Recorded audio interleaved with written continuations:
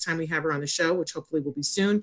And some of them are something that would require someone like a BCBA, like Evelyn, to answer. We've got some of those in today, but I also want to address that some of you were frustrated because you weren't getting your questions answered in real time. That was all recorded. We didn't have Temple Grandin, and it was just a series. And I think you figured that out as you stayed watching because we changed locations. Those were pre-recorded interviews.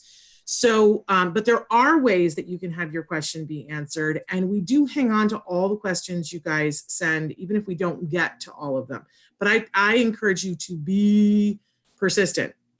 So Traven's going to show you some of the different ways that you can connect to us. I want to tell you about our homepage, which is autism-live.com. Lots of things to do there. Now we have a chat button that's at the bottom of that page. Unfortunately, this morning that is not working. So I want to encourage you, don't go there today, but usually that's a really great way to get your question answered because it's very immediate. And I have it here on an iPad right next to me, woo-hoo, where I can see it and it's in my face, but it's not working this morning. So don't push that button today.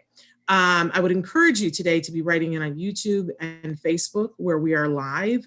We are also on Periscope and Twitter, but I think the better place to get the questions answered is on Facebook and YouTube.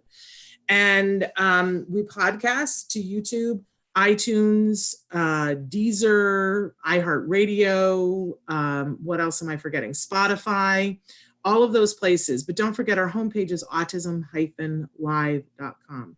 But I hope that you will ask your question in whatever way you can. Don't forget, you can also write directly to me, s.penrod@autism-live.com. I know when you watch the show, you can see that there are so many questions coming from so many different ways, and we don't ever get to all of them anymore, and that's a bummer. It used to be that we could, but we just don't ever get to all of them anymore. But I do bank them and try to squeeze them in another time. But it really helps. If you have a question, be persistent and write in. And I really do notice, I go, oh, this person has asked this question twice. They get moved to the top of the list, right?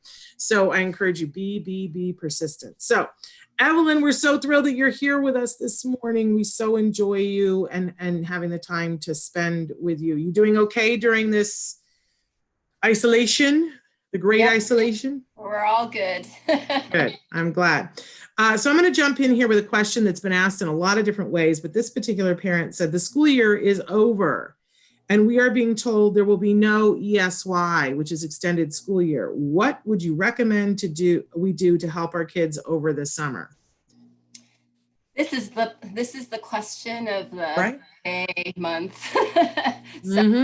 Everyone is asking this. And what I would say right now is take advantage of the time that you have with an open schedule and just do as much therapy as you can, because ABA works when it's intensive, and it works even better, and the kids learn more quickly with the more repetition they have. So if you can get your ABA provider to get you as many hours as you can, this is the time to do it.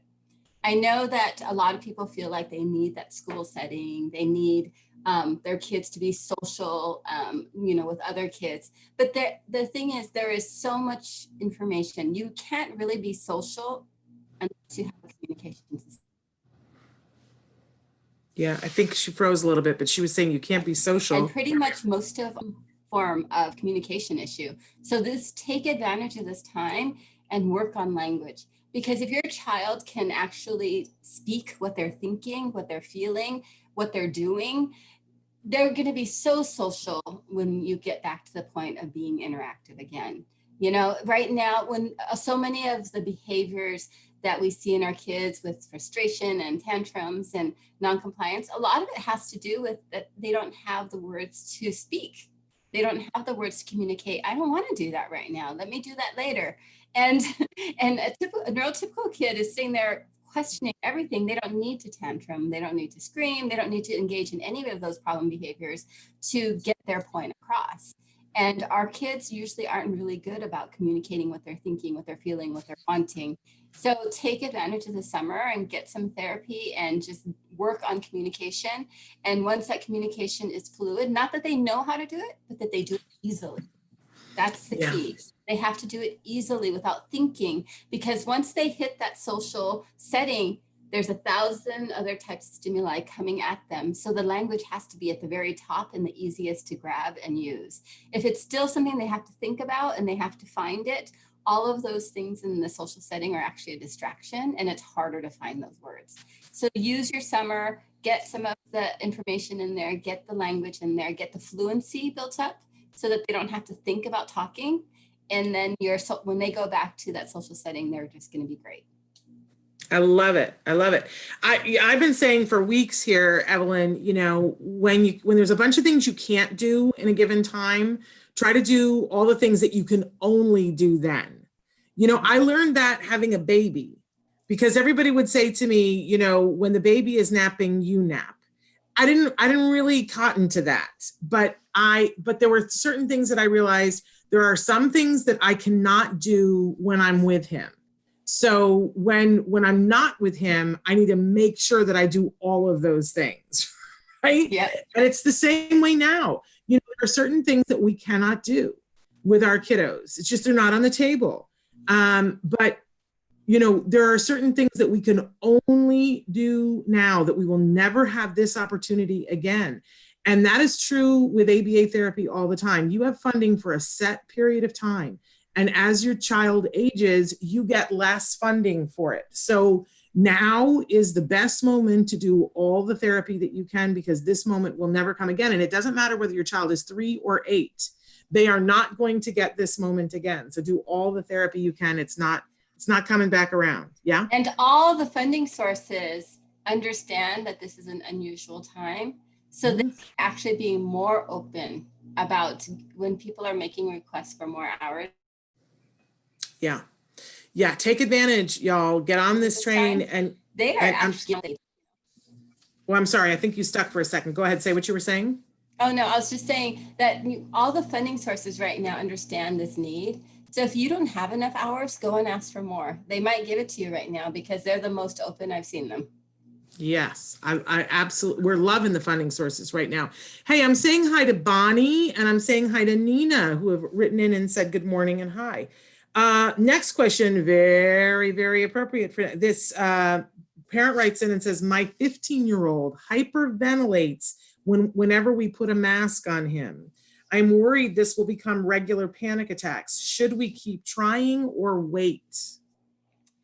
You know, right now, because of the pandemic, it's a need. You have to put a mask on him, but it doesn't have to turn into a panic attack, okay? It really doesn't. It's like with everything else that we do, as long as he has exposure and he has time to acclimate, it becomes easier. So just take that time, work with your BCBA, and really work on practicing wearing that mask. Wear it 1 minute, 2 minutes, 3 minutes, and have reinforcers for when he's wearing it. Let him play games on, you know, whatever device he loves, or book or game, like whatever it is, only when he's wearing the mask, and he can't access that game or toy any other time. If you start doing this, he'll start adjusting to that mask. And then one of the things that, you know, I've learned, because when I wear the mask, I always recognize when it's uncomfortable.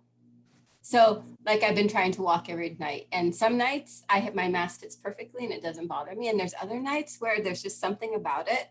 And so allow him to adjust. If he's out wearing it and he's been wearing it for a good amount of time and he wants to take it out, find a safe place, have him pull it down, give him, you know, some time with it, and then put it back on and then go your merry way. You know, just, he needs the time to adjust. For 15 years, he hasn't had to wear it. Yeah. But he doesn't understand the background of the need. You know, for us, it's hard for us to wear, but we understand the need, and then it's easier. And for him, he doesn't understand that. So he's basically, you have to give that extra reinforcer for him, because he doesn't have the understanding of why now suddenly every time he goes out, he has to wear it. You know, and you're basically providing the reason as maybe it's like, hey, this is a time that you get access to something. And that's okay for now. You know, in the future, you might want to explain it more if he's able to understand. But for now, you need him to wear it now to be safe, and you want your family to be safe. I appreciate how much credit you give, because, you know, there are a lot of people, adults, that are typically developing who are or who don't understand why they have to wear masks and feel that they should be excluded. So I love that you're giving everybody the benefit of the doubt. But the truth of the matter is it's uncomfortable. It's not what we're used to. It's a change. It's different. And, random, people walking around who don't have sensory issues are having a hard time with it. But I like to look at our first responders and, what they say and what, when they started to wear a mask, they went through a transition period, what felt funny. And now they all say across the board, I forget that I have it on. And we've seen that, like those pictures that they have of the scars that people are getting from, because they're wearing them so tight. And it takes a while getting used to. I wear a CPAP at night. So I have this like mask on my face, and it has taken me 2 years to get used to it. And now, I'm very, very, but if you had asked me 2 years ago, I would have told you there's no way that there's going to come a time when this is going to feel like a normal thing, right? So I think that, patience and rewards, and you have said before with us to another parent about, having them be a part of picking which mask. There's a good friend of mine who's on the spectrum, Alex Plank, who's the creator of wrongplanet.net, which I encourage you, if you have teenagers, check that site out. But Alex has not been able to have one of the, the little masks or one of the things that hooks over his ears. It's just not comfortable for him. So a friend who knows about these things got him one of the like intense gas masks that has the the N94 replaceable canisters on the side, and it goes just underneath his glasses. It's rubber. It's meant for hunters. It's like this serious business thing. He loves it, like it's his favorite thing to wear, and he wears it out, and it attracts a great deal of attention because people go, dude, that's hardcore. But he kind of likes the attention. It's a color that he likes. And he says, the seal of it is just so much more comfortable, and it's meant to be very breathable for people who are exercising and hunting. So he's just infinitely happier. And it cost him like $15. Now that was back before things were crazy. I'm sure that it's $105 now, but if that were the thing that your kid said that I would wear and that they would feel more comfortable, I think we would all agree that a little bit more money, if you have it, is worth it for safety today. And just don't, and remember the sensory aspect. So many of our kids have that sensory aspect. So if there is something that your child likes to put near their face, make that be the hint. There you go. You go. And make a mask out of that fabric or that, that texture. And he probably will love it, but you're using it as a clue to what he likes near his face. There you go. Hey, saying good afternoon to Mia. Mia, we're so glad that you're here with us. Okay. We've had this question in a bunch of different formats, but my 11-year-old is way too happy with the shutdown. While this has been a blessing, I guess because they haven't, had a problem with it. They say I'm worried about how to get him back outside when it's time. Should I be working on this now, and how? And let me just say, I'm right there with this 11-year-old. I run a little agoraphobic, and I have said to everyone at work, I'm fine with this, but good luck getting me back out of my house later on. You're gonna have to line up the therapists to get me back out. And some of our kids are just happier. They're like, woohoo.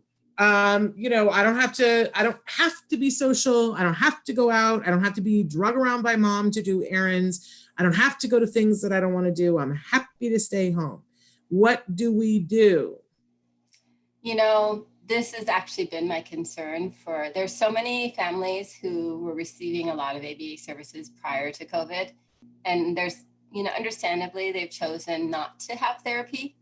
And we've actually had a surge of kids who are doing really well in therapy where the parents are telling me, maybe we don't need therapy anymore because he's doing so well at home. And I had to come back around and say, look, this quarantine is actually reinforcing a lot of the rigidity that is ASD. So because he's happier being with his family doesn't mean that going out is going to be an easy task. And we've seen it across kids now where even like the type of food they're eating, they're just going down that rigidity path of really closing in on all levels of what they're doing. So what we've been talking to families about is you have to know your area and what you're comfortable with in terms of safety and taking him out. Okay, you really have to understand that. We just talked about masks. Is he willing to wear a mask? He needs to be willing to wear a mask. And earlier in COVID, when people couldn't find masks, I remember seeing like an adult wearing a Buzz Lightyear helmet. Mm-hmm. If they're not wearing masks and they're fine wearing a helmet, let them do it. But if you're okay going out, this would be the time to take him out.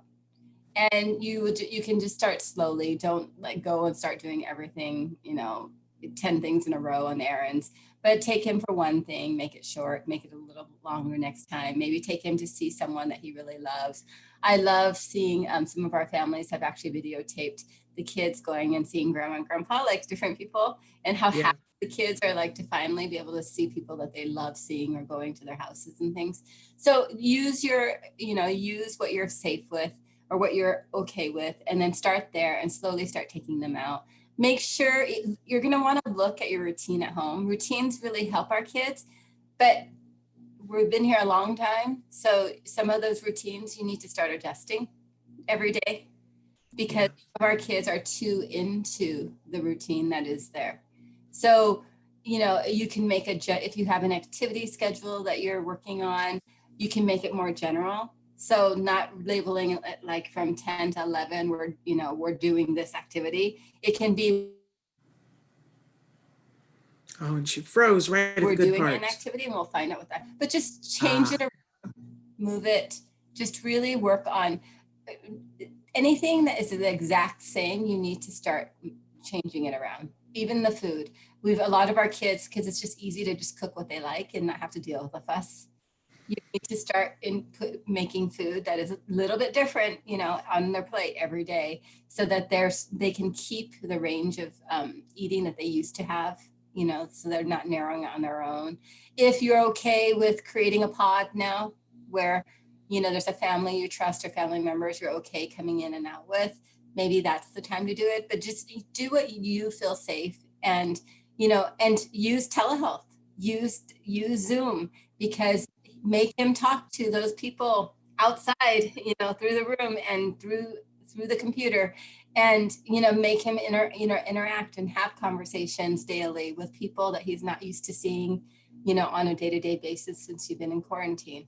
There's a lot of things that you can do through Zoom and through telehealth and through teletherapy. So if you don't have if you're not taking advantage of that now, do teletherapy, because those therapists that he used to love or those people that he used to love, it's that generalization aspect that doesn't come naturally to kids on the spectrum. Using the computer is one way to generalize. And for so many of our kids, this is their future. So many people that are going to be interacting, social groups, hanging out online, watching a movie together. You can put their favorite movie on and then put like 3 cousins on the room too, and they can all watch this movie on the computer together. And anything that you can to make things a little bit different, to make them interactive, you're going to want to do it. Okay. We've had a lot, the mask conversation, everybody wants to talk about it. So one of our viewers says, for me, it isn't a sensory issue, but it gets hot. And I know I struggle with that too. One of the things that I've been doing is putting some, they have those little things that you can order that they're bandanas, but they've got water beads in them, and you soak them and you put it around your neck. Or you can simply take a dish towel, put it in cold water and put it around your neck. And that mitigates part of what gets hot underneath the mask. I don't understand the math of it, but I do know that when you're keeping the veins around your neck cold, it helps keep everything else, not cold, but cool. It keeps everything else. But it is hard, right, Ev? Because it's, there are different, and I do think that that's part of a sensory issue, is that it's feeling hot. And so many of our kids aren't good at identifying their own physical states. They don't understand. They don't know how to tell people, hey, it's hot. So if you have a neurotypical kid and it gets hot, they're able to say, hey, mom, can I remove this for a little bit because I'm hot? Parents will say like, yeah, take it off for a little bit. But when we start going again, you need to put it. Yeah. Another person says, my grandson is autistic and nonverbal. And our kids don't know how to communicate that information. So, yeah. So, I mean, just give them time away from it too. If they're hot, use this time to teach them to tell you it's really hot over here. Okay, thanks. I'm sorry, and I interrupted you because we're cycling a little bit. But another person wrote in and said, my grandson is autistic and nonverbal. He has sensory issues. He cannot wear a mask. He will be 4 in a few days. I guess he may have to be homeschooled if children have to wear masks all day in school. And she says, ABA services have been canceled, of course, but it's a difficult situation for all. There's so many things in there that I want to talk about, because first of all, it may be that he can't wear the mask today, but he's about to be 4, which means that in 6 months, you could work up to it. And I want Evelyn to talk to you about that. But I also want to talk about this. ABA services have been canceled, of course. There's nothing, of course, about that. And I'm going to let Evelyn talk to you about that. And everybody hang on to your magic carpet, because she's going to take you someplace. So here we go. I mean, there's, Shannon, you could have this conversation, but really, ABA services should not be canceled. They should. It's an essential service. It's an essential service. Your child, it's a medically necessary service. Mm-hmm. You have to think, for every moment that your grandchild is not getting services, they're falling behind. And you do not want that to be there. And I don't want parents to feel bad about it, to feel guilty about it. Just do it. They just need to get their services. If their current ABA provider isn't taking anybody, other ABA agencies are. And really, whether it's through in-person or through telehealth, they need some type of ABA therapy to get going, because you want to use this time. Even though this time is weird, it's kind of been good for a lot of our kids, because it's really focused. There's not a lot of distraction where you're going out of the house to do 10,000 things going on with your family. They have to deal with who's there in front of us. And that's dealing is learning how to communicate, learning how to be interactive, not insisting on their own way. And then, so get your ABA, if your ABA provider isn't working right now, work with your funding source and say, hey, I need somebody else. They're not taking it. Switch my funding to somebody else. They'll do it if they can find it. And, you have to be the squeaky wheel here. So yeah. People are crowded, and maybe they're saying they're not taking someone. You have to keep pushing, because if you keep pushing and you keep voicing what you need and that your child is not getting their medical necessity, everybody will help you. Yep, it's true. And I want to, a lot of ABA providers have continued to serve their clients during this great isolation. CARD has continued services and offered 2 different models for people that they could either do in-home, where they would have 1 therapist, or in some cases 2 therapists that were just assigned to that family, who would just come to their home. And so everybody stayed safe, and they, washed their hands like crazy people. But we continued to see families do in-home therapy. And then for other families, they did telehealth therapy. And some families did a hybrid of the 2. But as of next week, at many CARD centers, they're going to be offering a 3rd alternative that some of the centers are reopening. And for a limited number of clients, they are coming back to the center and doing a lot of things differently and observing social distancing. But so then there will be 3 choices. And it's what the family is comfortable with, right? And what's right for the kiddo. They could be at the center receiving therapy, they could be in the home receiving therapy, or they can receive telehealth therapy where it's just through the computer. Nobody's coming into your house. And we've seen kids benefiting and doing really well with the 2. We already know that they do well in the center. So, and you can do a mixture of the 3. So that's what CARD is doing. I would encourage you, for the grandparent that wrote this in, call your ABA provider and say, what are you doing? What are you doing? This is a medically necessary thing. And where's my telehealth? Where, or if you're comfortable with the in-home, or if you are comfortable going back to the center, yeah, be persistent, as Ev said, and get that going, because this is not an of course. And ask to have the hours that you've missed be made up over the summer, so that they don't lose them. Double down, folks. Hey, go ahead. And then just in regards to the masks, I'm laughing at Instagram right now, because so many people that have young kids will wear their masks. and so that 4-year-old isn't that far away. but it is just a learning process. You wear it for a little, you give them a treat. You wear a little bit more, they get to choose what they like, what it feels like. All of those things, you can teach them how to do this. It's not that hard to do. Okay? Yeah.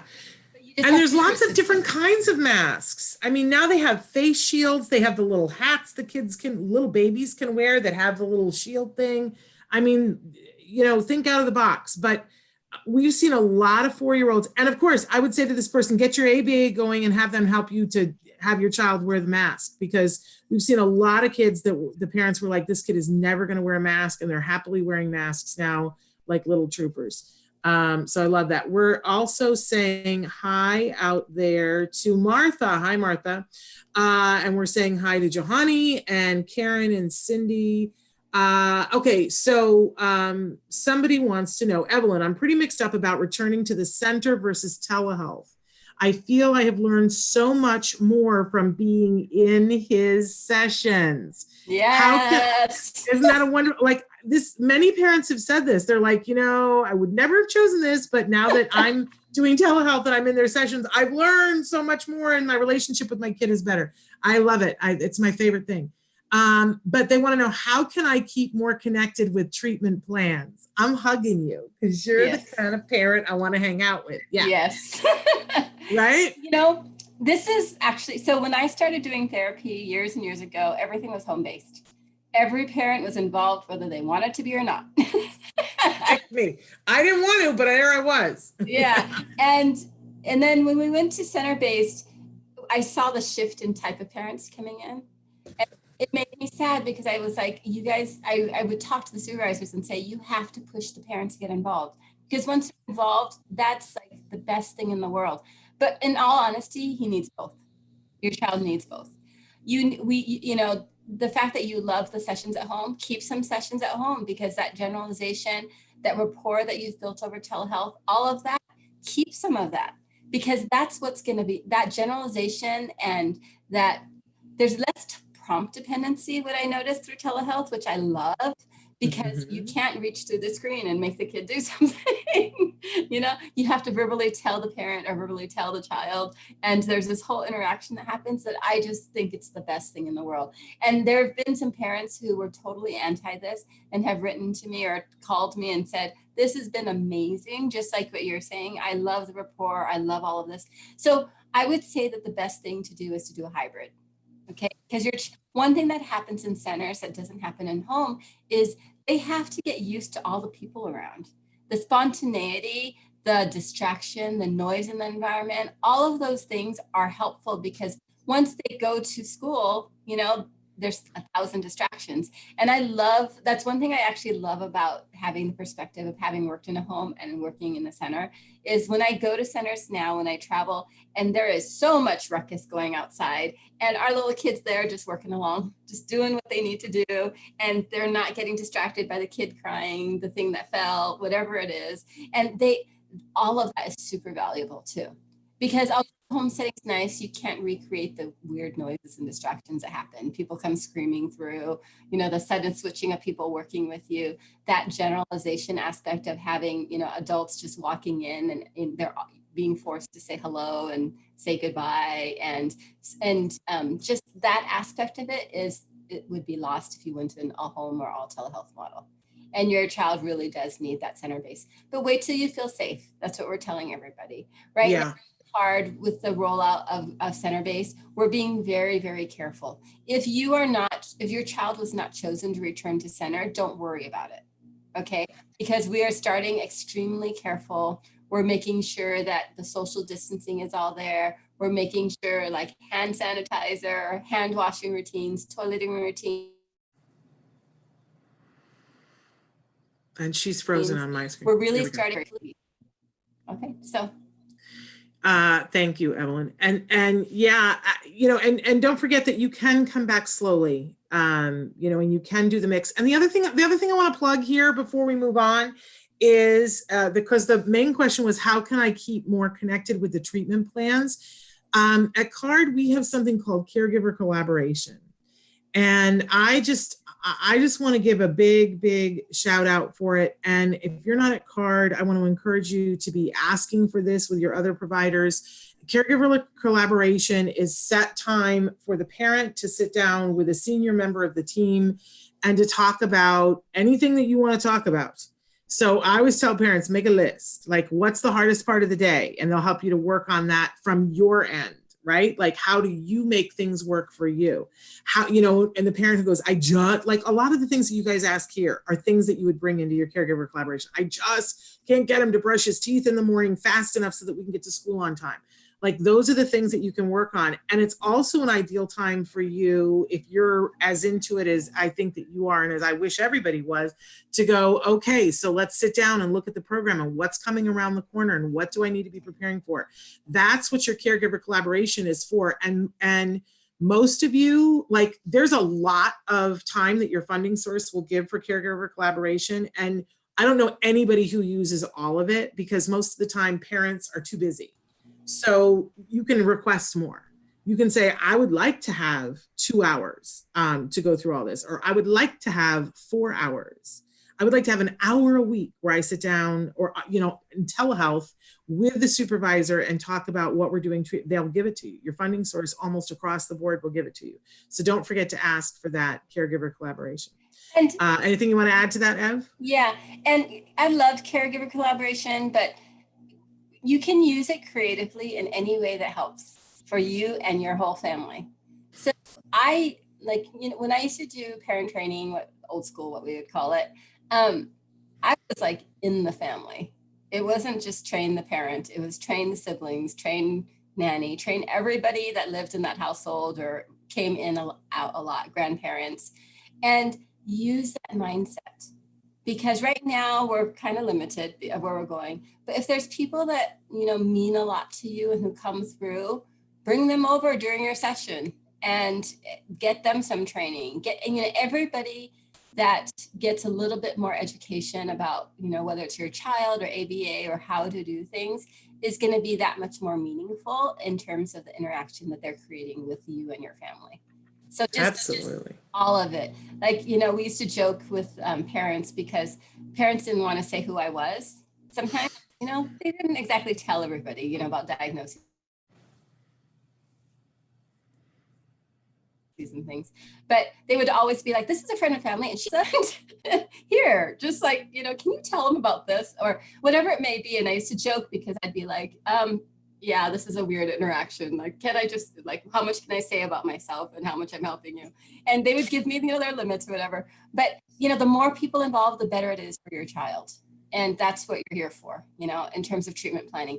Look on skills. If you are a hard family, you go on to skills. And if you, it's a lot and it's overwhelming. But what parents have found is they go to the pages that they like. Mm-hmm. And you can ignore everything else, because there's a lot of information in there and it can be overwhelming. But talk to your BCBA and say, like, okay, this is what I want to know. What's the best way to do this? You know, and they will tell you. There's, like, in skills, there's a report on just all the notes that people have taken. And a lot of families just like that. You can go in, put in the dates that you want, the date range, and I'm only looking at the notes that people are writing, and it tells me a lot. You know, so there's just different things depending on what you're interested in, what your kid's working on. It might change, but definitely reach out to your BCBA.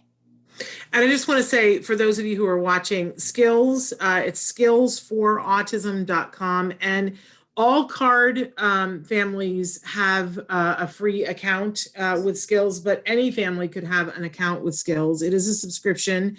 They are giving 10% off if you call right now and say that you watched on Autism Live.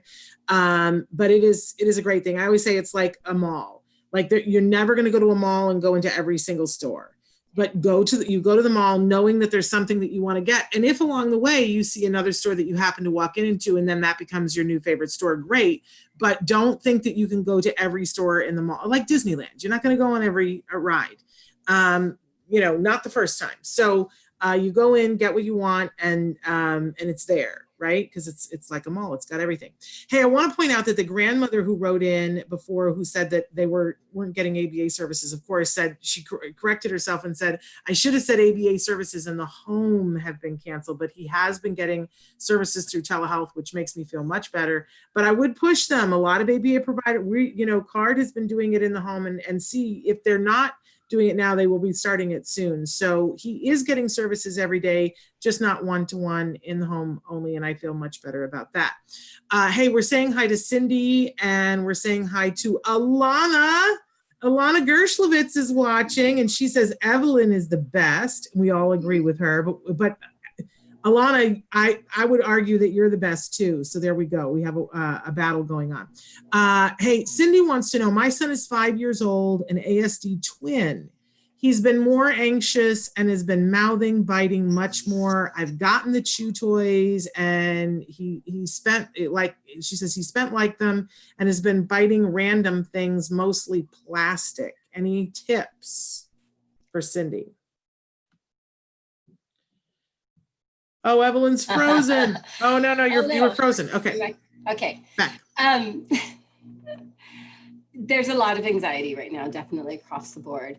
So any type of warning to activity changes, to what's coming next, you want to give those warnings to your child. And it might be, depending on the age and the ability of communication, it might be in the form of pictures or videos, instead of like, hey, this is what we're doing next. And you show them a picture of what you did yesterday, or like even for upcoming bath time, you can video a little bit about their bath and saying, this is what we're doing next, and just showing them a little bit about your bath. I mean, that's the amazing part of technology, is you can prime kids and warn them in much more meaningful ways than ever before. The other thing is, in terms of biting, I actually have a very specific, bent towards, I don't like chewies at all. And if the kid's gonna chew, I want them eating food, because most of our kids actually have some kind of eating issue too. So I actually redirect all chewies into food form. And, like anything that's a gummy, you can put in the refrigerator. When it gets cold, it gets really hard. And you can have them chew that gummy fruit or whatever it is, that dried fruit. If your kid doesn't eat protein, I'm almost immediately sticking some kind of like turkey jerky or something in front of you, so that your kid can gnaw on that jerky and just get that stimulation through there. Because I'm a firm believer that if your child doesn't chew, it's very difficult to talk. And so many of our kids, when I ask parents, like, does your kid chew when they eat? They say yes. I said, no, go back and look. And they'll come back and say, oh, they don't chew. They just kind of smack, and then they swallow. And I always say, let's teach this child how to chew. Work with that speech therapist, figure out, and that OT, figure out what areas of the mouth they're not using. You probably already know when you're trying to brush their teeth. They jump back from, and what, it's okay. It's like nothing's there. And you probably know about the sensitivities in their mouth already, so that you can work with that OT and that speech person to figure out what are things that I can use to address this, and how can I get this going? And the thing is, it might be an anxiety reaction, but a lot of times what I've realized with the chewing is it's also a reaction to something that's changed. Maybe some food item has changed, or some activity that they used to do. Maybe it could just be talking less, and so then now they're using their mouths to engage in other ways. And there is a developmental aspect to this too. Like when families come in and the kids are young, I'll say, did they ever go through that period of time where they're putting everything in their mouth to figure out what things are, discovery periods? And if they did, but now they're doing it again, I'm going to treat it more like a behavioral or sensory issue. But let's say they never did that. I'm going to let them do it on a safe way, but then try to move them towards the next stages. You can figure out things by interacting with them, using your hands, touching them, that are learning about sensations and wet and all of the, whatever the sensations are, that you can start teaching them in other ways on that sensory development aspect. I start teaching that. And usually when that happens, they don't stay very long in that developmental stage of mouthing, because it's not safe. And then there's sometimes kids just mouth because they have nothing else to do. And if that's gonna be it, then you need to be enriching their environment. That means therapy. That means giving them new things to focus on, new things to be aware of, new things to learn how to do. And a lot of times just by giving them more information that meets their criteria of whether it's the sensory or whether it's just learning more and being more active and discovering other things, their attention will go away from all of, you know, the other types of activity too. So just like a lot of our kids right now, I mean, boredom is bad, but for our kids that don't know how to structure themselves, this time, if you're home and you don't have a routine for them and you don't have a structured kind of day for them, life is really, really hard without that routine. You know, yesterday I was talking to Shannon. I said, you know, for me on the weekends, I want that lazy wake up, you know, it's just exhausting to wake up every day. But for our kids on the spectrum, they need to wake up and know that there's something to do right away. Because if you let them slowly engage into the day, chances are they're not engaging with people and they're usually engaging in some type of stereotypy because they don't know what else to do. And getting them out of that stereotypy, let's say if you started therapy at noon, is a lot harder than if you did it right from when they woke up. Because when they wake up and you teach them how to structure their day and they can follow instructions, it's like their whole day is much more organized than that sleepy time of giving them 4 hours to do nothing before they start up again. It's actually, I've seen it be harder for the kids when they have kind of that lazy wake up time rather than starting right from the beginning in the morning. So think about There you go. Hey, we're saying hi to Steve and the mom who said that she was learning so much from telehealth. She said, I felt like I was on top of things, but man, has it been awesome. I want to have you write a whole blog about what it's been like for you as a parent, because I think there are still people who are afraid of it, and I think it would help them. But I'm not. You know, I know you're busy. Okay. Somebody else who said they're uplifted, and they said thank you so much for doing these.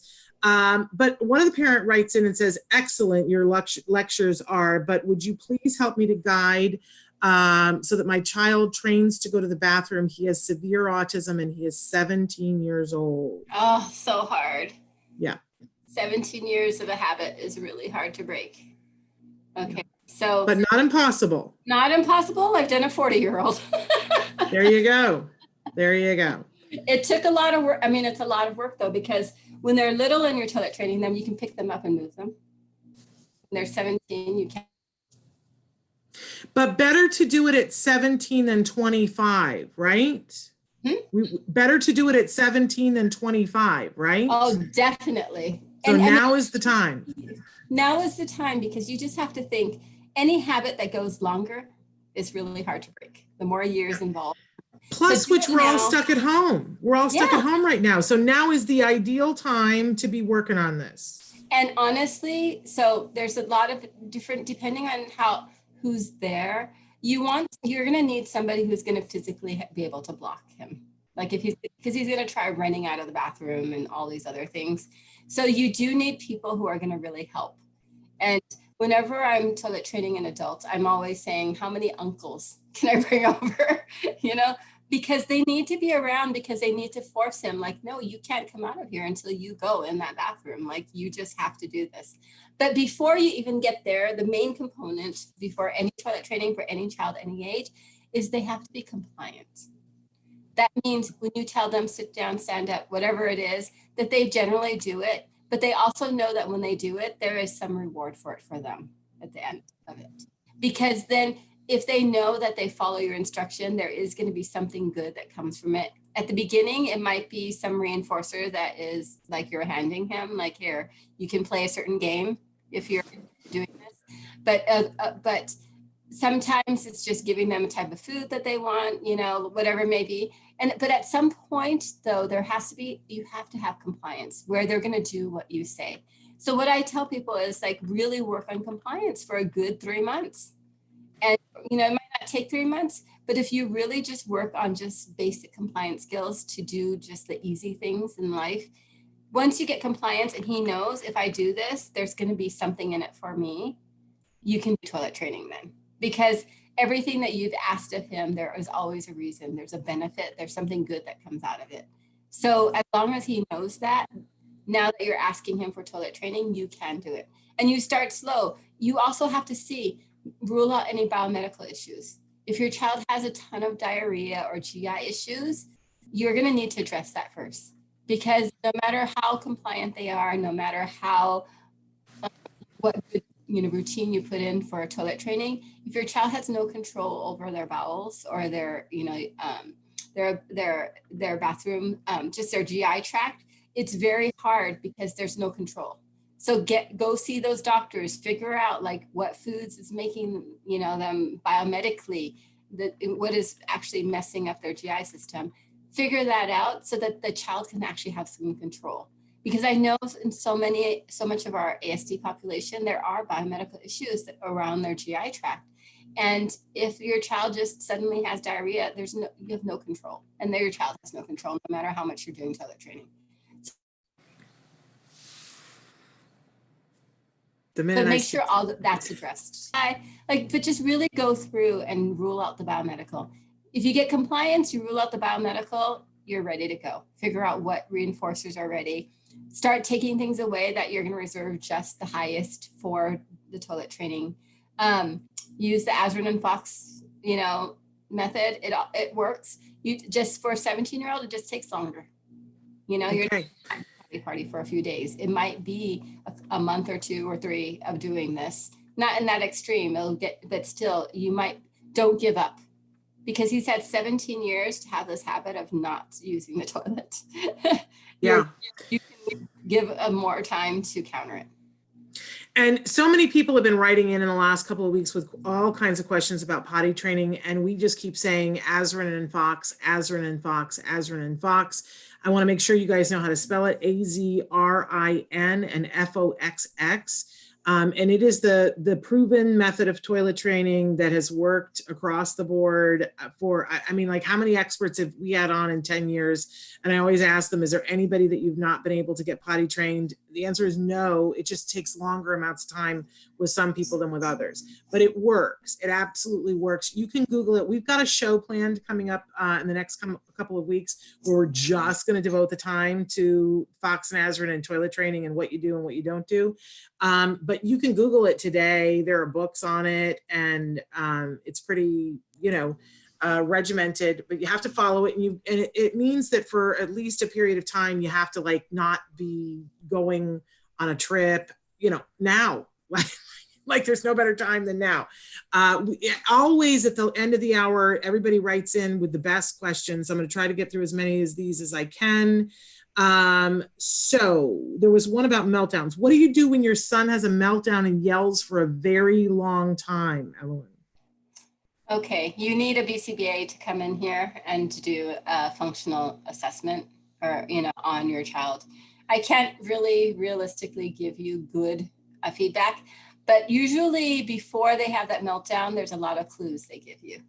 Mm-hmm. Something is not going the way they want. Something is not, they give you clues. It's just, you just have to be very in tune to them. Like if they start twitching or if they start pacing or whatever it is, you're going to be able to figure out what that is. And there's different reasons too. We functional behavior, sometimes it's for attention. If I yell and scream, everybody comes and runs to me, and that's great and awesome. And so now I know that every time I want people to come near me, I just have to scream and yell and have a meltdown. Sometimes it's because the only time they get access to what they want is by yelling and screaming. And unfortunately, that is the big one. Sometimes yelling and screaming is a function of avoidance or escape. In classrooms, it's amazing how the minute the kid decides they don't want to be. She's stuck again. Here we go. So there's different reasons for those meltdowns, and they will give you clues. But you need someone to come in and do a functional assessment and just really figure out what are the functions. And it might be different functions at different times in different settings. But a lot of times, and it's really, there's the lack of communication that when we started this hour, when we were talking, I was saying so many of the kids just don't know how to communicate. Tantrums and meltdowns are not a function of the diagnosis of autism. It's basically the result of not being able to communicate, not understanding social interaction. That's why most of our kids end up in some type of problem behavior, is they know that this is the only way they're going to get access to whatever it is they're needing in the moment. So really, you want someone to come in and help you figure out what is the reason he's doing this, why, and then create a behavior plan. Yeah, you absolutely need some help and support, but as you are reaching out and getting somebody to come in, save yourself some time. We talk about this all the time on the show. It's too white. You're not going to be able to see. On my paper, I folded it into thirds and it has A, B, C. And you're going to start to fill this out so that when the expert comes, they're going to already have some background.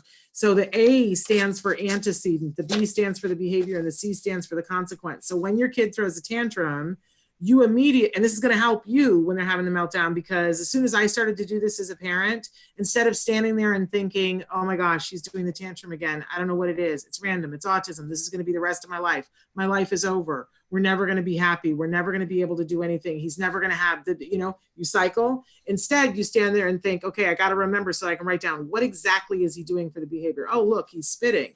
Oh, now he's throwing things. It just helps you to get removed from it, right? So you write, the first thing you write down is what the behavior looked like, right? Then you write down what the consequence for it, what happened afterwards. Did you end up giving in? Don't judge yourself, just put it on the paper, right? Did somebody else give him a lollipop afterwards, whatever. And then when you're all done, you go back and you're a detective and you go, what was happening right before? I don't know, I fed him gummy bears. Right? And it was 2:00 in the afternoon and I asked him to put on his shoes, whatever. But you'll start, and then you draw a line and then you put in the next one. And after a week, you'll start to see some patterns. And when you hand this to the BCBA that you have coming in, they will just drool all over you and want to work with you. And it'll be much quicker because they'll go, oh, this tells me the whole story right here. And if you want to know more about that, it's called the 3-term contingency. We talk about it in our jargon thing and you guys can check it out. But anybody who's having challenging behavior, if you start to keep one of these sheets and you talk to your expert about it, it's going to supercharge what happens. Can I move on to a question where I want to hug this dad? He says, my son is on the spectrum for autism. He is nonverbal. He has an eating disorder. He takes off his diaper and plays with and eats his poo. It's so frustrating for us as 25-year-old parents. Thank you for your time. I am hugging you. You're going to be awesome. This is, what a great, great dad that's here and writing in and asking this question. 25 years old, lean in because we got you. Evelyn, what can we do for this young man? Okay, so you blanked out on part of that. No. Okay, so the son is on the spectrum for autism. He's nonverbal. He has an eating disorder and he takes off his diaper and plays with and eats his poo. And it's very frustrating for this couple. They're 25 years old, trying to be good parents, and they want to know what they should do. Find your local BCBA and he needs therapy. Sounds like he's still really young. You guys are 25, so he can't be that old. So that's great news. The younger, he's still young. So don't worry so much about the classifications or the diagnoses, the eating disorder, the autism. I always just say, you know what? Your child's a child. Let's look and see what's difficult, what's easy for him, what does he love? Really look at it separately. And, therapy at this point when he's young is going to be the best thing for him because that eating disorder, not really an eating disorder yet. Okay. It's not. It's a function usually of maybe, we have kids who they had reflux when they were babies and no one ever really knew. They spit up a lot and suddenly they're eating foods and it doesn't feel good. So they just stop eating because it's the consequence thing. Every time I eat something, I feel bad. And it could be that, it could be sensory, he doesn't like the feeling, or it could be, I've had kids who got burned by hot food and then just are like, we're not doing that anymore. You don't know what it is. So it's not exactly a disorder. It really is just figuring out like, what will he eat? You look for the clues, you be that detective. It's like, he will eat these things. You can write it all down. What do these things have in common? Oh, they're all the same color. And believe me, that's actually a common one. The kids that only eat it by color. And, like after I had kids, my typical kid, I remember my youngest telling me like, you're not supposed to eat green things. You walk on grass, that's green. And I thought, oh, wow, typical kids do this too. But the thing is, get therapy, get some help, if you're concerned about their health, go get a good pediatrician. A pediatrician who specializes with kids on the autism spectrum is going to be the best help to you. So you'll have your typical pediatrician for your daily, regular needs, and go and get, look and see if there's any biomedical issues. you know, for that pediatrician that actually has experience with kids on the spectrum. Really, this is the time. You're 25. That means you have a lot of energy. That you're going to be the best parents because you're going to be like, you're not that far away from them. So you're going to be able, you'll be jumping up and down with them on the trampoline just so that they can say their first word. She's You'll be on the frozen. swings. You'll be doing all these things. Yeah, it's a very hard path, but there's a lot of good things that are going to come. Absolutely. And I just want to put it in your back pocket that I want you to go to www.tacanow.org. That's TACA, which is the Autism Community in Action. And you're going to find support of a lot of young parents that are there for a lot of different things. A lot of what Evelyn just said to you about making sure that you go to a doctor, because when kids are engaging in eating their poo, sometimes it's a mineral deficiency and you want to know what mineral. You don't want to guess, but you're going to find a lot of parents on TACA that have a similar experience to you. They've got all kinds of workarounds. Like there are special pajamas that where, you know, you cut off the feet and you like summer weight pajamas and they zip up the back or they snap up the back so the kid can't get in the diaper, which is going to slow a lot of things down. So I want to encourage you to go find a pediatrician, but lean into those TACA groups. They're doing a monthly coffee talk that's virtual now. It's free. And you're going to get some good support from other young parents. I think you're going to find your tribe and start to, like, one by one, tick off the things that are the most frustrating, that are kicking your can the most, that are making you mentally go, oh my gosh, I'm 25 and I have this kid and I don't understand what to do. One by one, you're going to be like, oh, now I know what to do about that. And now he's not eating the poo out of his diaper anymore. Woohoo. You know, now we're going to move on to he's not sleeping and we're going to crush that one. And, you know, by the time you're 30 and he's older, it's going to be, you know, you're going to be like, look at how great I am. Right? Yeah. And you're going to be like, look at how great my kid is. So, and along the way, you might find that I hope you're doing some ABA therapy to get as much language happening, whether it ends up being vocal speech or that he's communicating on a device, because if you don't get that functional communication piece, he is going to act out. Because if you can't get your needs met, any of us, doesn't matter autism or not, if I can't get my needs met, I get mad and I throw a tantrum. Yep. So there we go. We did not get to all of the questions, but we did what we could. Hey, Evelyn, you are the best, and we just adore you. And thank you so much for being here with us. And the great news is that we are going to have Evelyn back again next week. So if you want your question answered, send it to me, and we'll make sure that it gets on the list for next week. And I want to say a special thank you. I want to say hi to David and a special thank you to Diana, who wrote in and answered a question for us that we didn't get to about SSDI. Thank you, Diana. We appreciate that. Thank you so much, Evelyn. We're back tomorrow with Bonnie Yates. If you guys have legal questions, you got questions about the ESY, she's our special education attorney. She's going to be with us tomorrow. I'm taking questions right now. You can send them to me at s.penrod@autism-live.com. And then, of course, on Friday, we have licensed marriage and family therapist Vince Redmond. So if you have questions of that kind of nature, he's on Friday. So it's not a what's on first, who's on second. It's Bonnie tomorrow and Vince on Friday. That's what we're talking about.